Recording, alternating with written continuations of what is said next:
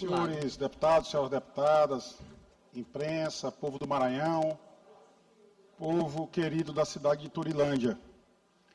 O debate que é posto hoje na casa é da maior relevância.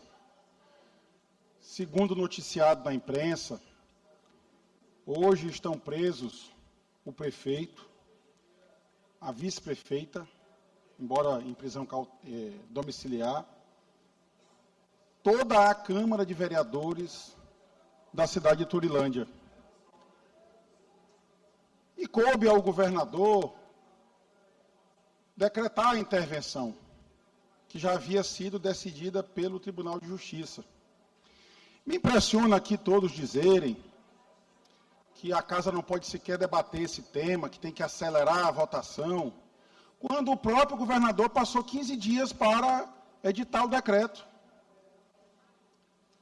Já reclamado praticamente desde o Natal, quando houve as prisões lá em Turilândia. Já era previsível que o Ministério Público pediria intervenção estadual no município de Turilândia.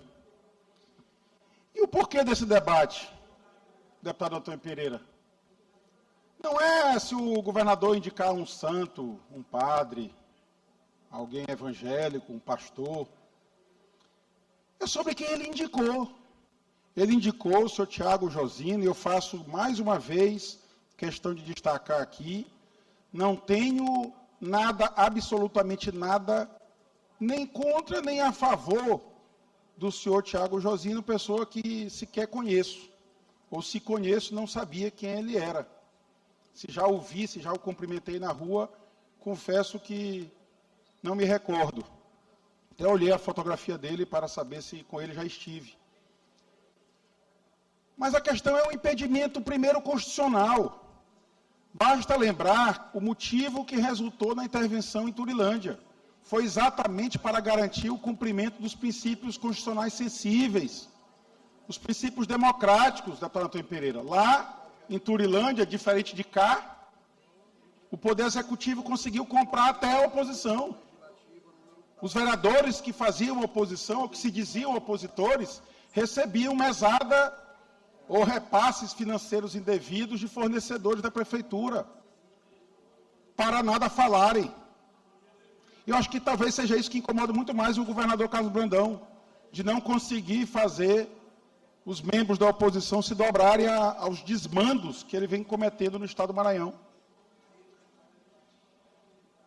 Eu vou partir primeiro da questão legal. Estou aqui com a Lei Complementar 19 de 1994. Diz no artigo 43, é vedado aos membros da Defensoria acumular cargos, empregos ou funções públicas fora dos casos permitidos na Constituição.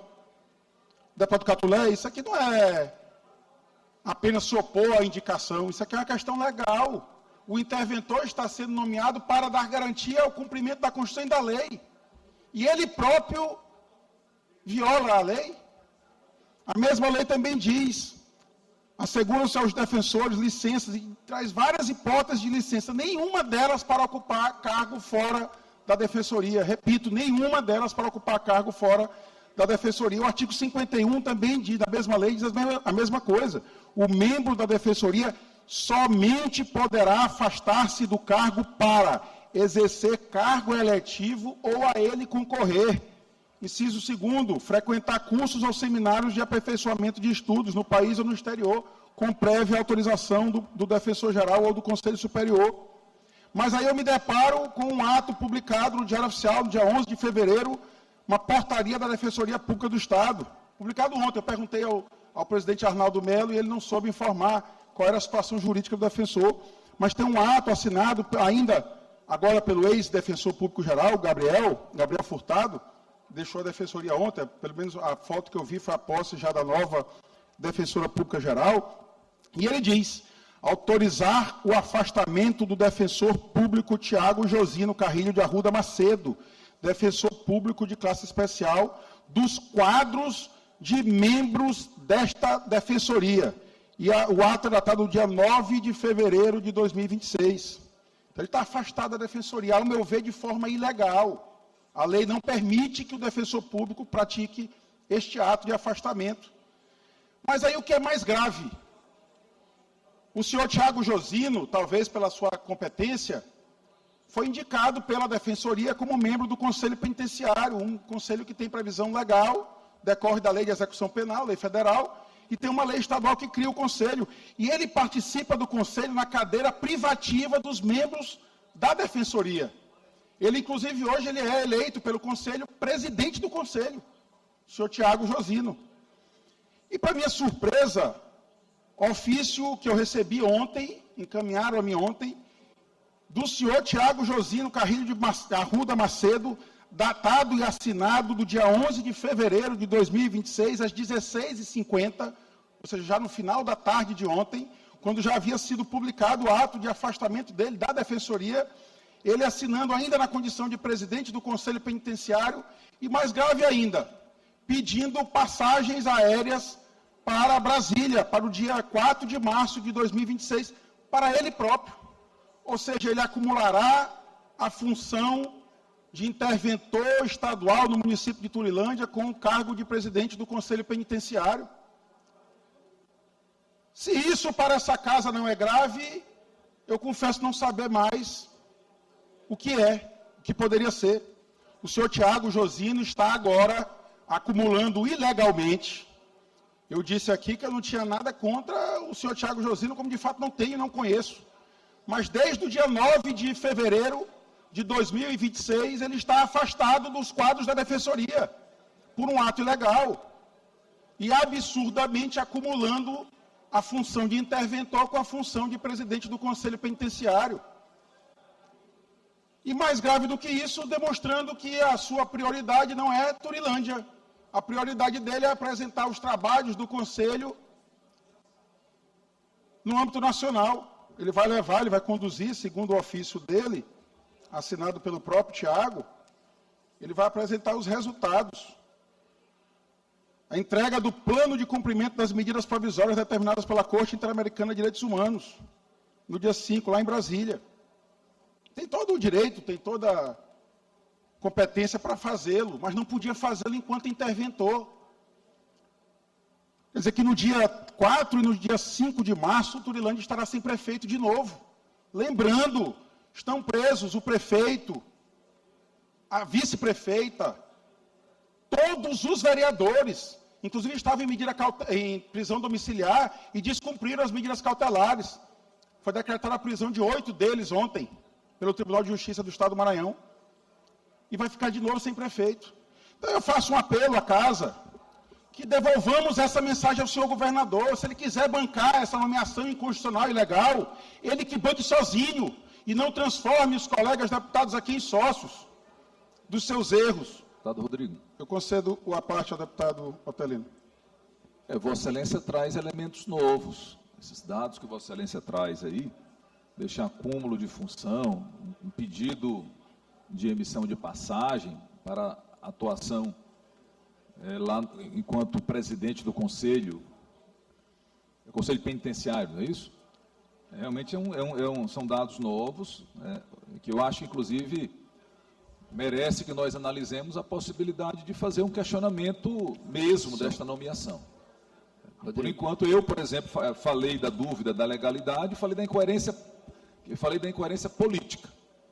Acho mesmo que a população de Turilândia merecia alguém que tivesse mais conhecimento do Maranhão, da região e da cidade. Não acho que seria adequado ser alguém da cidade, mas alguém que conhecesse melhor. Mas, de fato, com esses dados que Vossa Excelência traz, eu fico ainda mais preocupado com o tema. Mas, deputado Rodrigo, em se tratando do governador Carlos Brandão, tinha que ter alguma coisa errada, senão a gente ia ter realmente que estranhar. Eu agradeço e incorporo seu à parte, deputado. Vossa Excelência, quando puder, permitir uma parte. A presidência sempre é muito severa com o meu tempo, e o tempo está acabando. Se eu conceder a Vossa Excelência, eu teria a minha voz cassada de novo hoje, então eu prefiro exercer esse tempo aqui na tribuna. Muito bem. E o fato que também deixa ainda mais assustador é, de fato, a indicação, o padrinho da indicação. Eu já vi o deputado Adelmo ser o Pedro, eu já disse aqui na tribuna da casa, de querer negar Agora, me parece que o deputado Catulé, eu peço...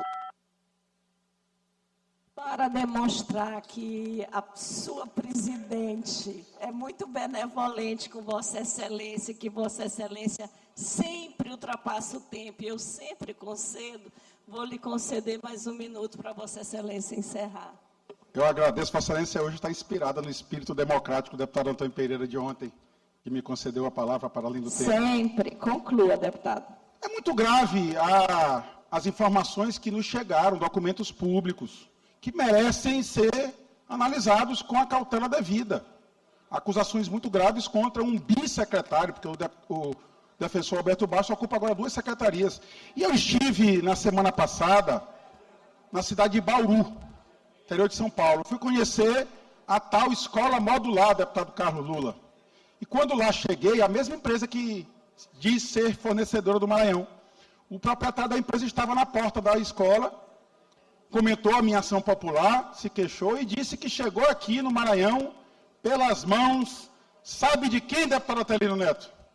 A empresa da escola fantasma que Vossa Excelência foi visitar, que estava só o barro lá, pelas mãos do defensor Alberto Bastos. Foi ele quem trouxe a escola modular para o Estado do Maranhão. Então, esses fatos precisam ser apurados, precisam ser investigados. Ligação do secretário de Estado, possivelmente com o tráfico de drogas no Rio de Janeiro.